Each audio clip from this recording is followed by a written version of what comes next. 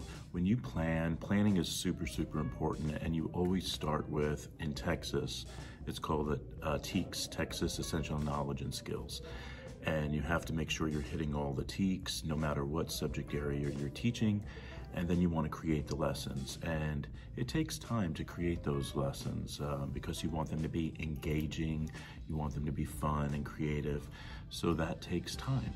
And sometimes you can't always do it during your conference period because you're in a meeting or something is going on.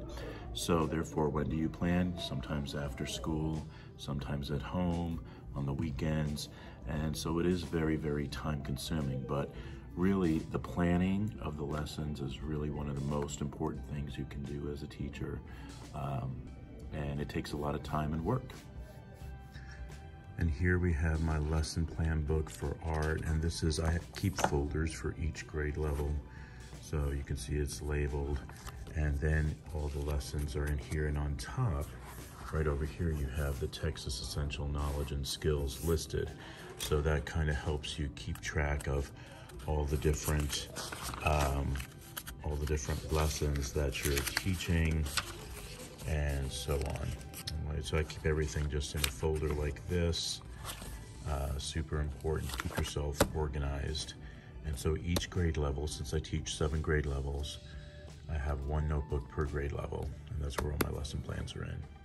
So not only do I keep my lessons in a notebook, but I also have to put them online for administration.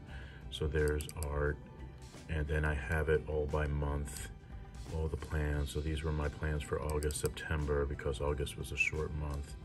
And then there's all the grade levels. So when you click on a grade level, you can see all the lesson plans that are done individually. And also you address the TEKS that applies to whatever lesson you're teaching. And once again, that takes up a lot of time to enter all that into the computer. And then when you plan, you also have to take in consideration differentiation. So of course, with whatever subject you're planning, math, reading, I'm a specials teacher, I teach art. So we have to think of, in a sense, differentiation, maybe some accommodations you have to apply, or modifications depending on the child. And so once again, that is involved in the planning process too. So when I was a subject area teacher, I used to have around 5 levels in my classroom. And so it was almost like a separate lesson. So there's 5 different lessons in a sense, let's say in reading, for instance. So if I had 5 reading groups, I had to have a separate lesson for each reading group. And once again, that takes up a lot of time. You really don't have, even that you have your conference period, but there's meetings and different things going on. So when do you plan? Usually at home, usually after school, on the weekends, and it's very time consuming. But to be an effective teacher, you have to apply that. You have to take that in consideration. You have to address those needs of those students in your lessons and make sure that you accommodate for all the different learners.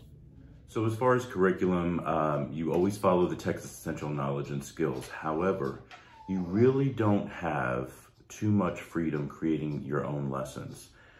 Some districts you will, some districts you won't. And sometimes there's certain districts that will even have you follow almost a script, which I don't really like. Why? Because I feel like if you didn't have any input into creating it, you really don't know sometimes what the other person is thinking, whoever created it. And so it becomes a little bit harder. When you create it, you know exactly what you had in mind. And I think it's easier to implement. And that, to me, I think is important. However, I'm going to talk about reality. And that's something a lot of people in education don't want to talk about. Everything is very idealistic. And which is good. However, I do think you have to address reality. And the reality is that sometimes the extra changes made yearly to what a teacher does in the classroom becomes a little too much. And that's why a lot of teachers get frustrated, because they go through all this training one year to teach something a certain way because the district is telling them to do it that way. And so they have to follow the rules, and they're doing that. And then the next year they change it, and then they add something different, or they want them to do something different. And then, so what about everything that you worked on last year, you know? And they'll say, well, you can continue doing that. However, you need to implement this now because research says, and that's the big quote you'll always hear, research says. When you hear research says, get prepared. And so a lot of it is, and I know it's intended, it's well intended because they want to find what's best for kids. I really do feel that in my heart, they want to do that. However, they have to come to reality. They have to be realistic, and they have to understand what a teacher goes through in a classroom, how they're creating or need to create these lessons themselves or with a partner.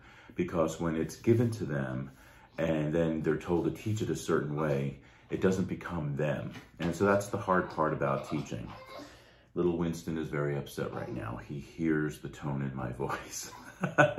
So hold on for 1 second. I moved into our little movie room here. Yeah, so reality, it's important. I feel like sometimes people don't want to address reality in education. And I've been, like I said, I'm going on my 27th year, about to retire.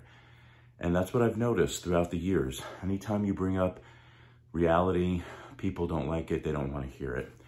And I think that is so wrong. It's almost as if sometimes they want teachers just to be puppets on a string. Yes, Geppetto, no Geppetto, do this, do that. And sometimes that's where the lack of respect comes in. That a lot of teachers feel like they're not being respected because of things like that. And also the way they're spoken to. There's many things that go on in education, at least the experiences I had throughout the 27 years. I'm sure there's some places where a teacher can honestly say, I don't know if that's true, but some teachers might honestly say that they had a great however many years of teaching. But I feel like sometimes there's certain people that you come in contact with, and this is really for the novice teacher out there, because I know when I started, I was really naive. I thought I'd be working with a lot of warm, caring, good-hearted people, nurturing people that wanted to really work with kids and educate kids. And, you know, but certain people I came across along these 27 years, it's amazing who's out there. And I'll be getting into more of that a little bit later on in my vlogs. Since this is just a curriculum one, I want to focus on that. But basically, when you're a classroom teacher, there's a lot of pressure really put on you. I really feel like they do it indirectly because they know that they need teachers, so they don't want to scare a bunch of teachers off. However, the pressure's there, especially for the grade levels that do state testing. Because I've taught first grade through fifth grade classroom, all subjects, and I can see the difference when I taught second grade as opposed to when I taught, let's say, fourth grade or third grade or fifth, the testing years.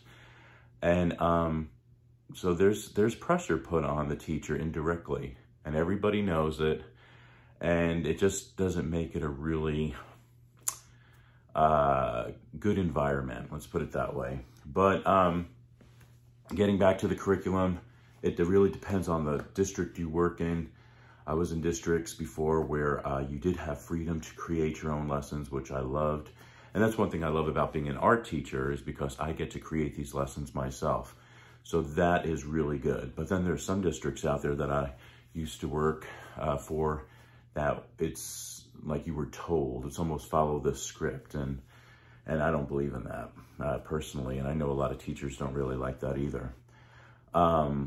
Especially the ones who are really, really creative. They want to create engaging lessons for their students, and they know what works best in their classroom. And that's the autonomy that I feel like needs to come back for classroom teachers.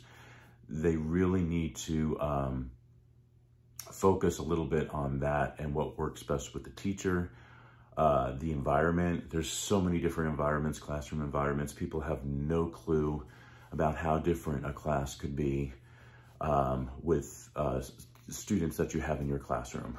You could have certain students in your classroom that can change your entire environment of your class.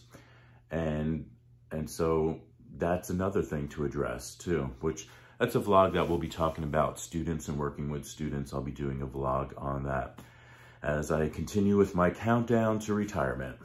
So thank you for joining us on Happy Healthy Living with Yvonne Douglas today. Remember, if you want that homey vibe, you need to subscribe, and please give this video a like. And until next time, happy healthy living. Bye-bye.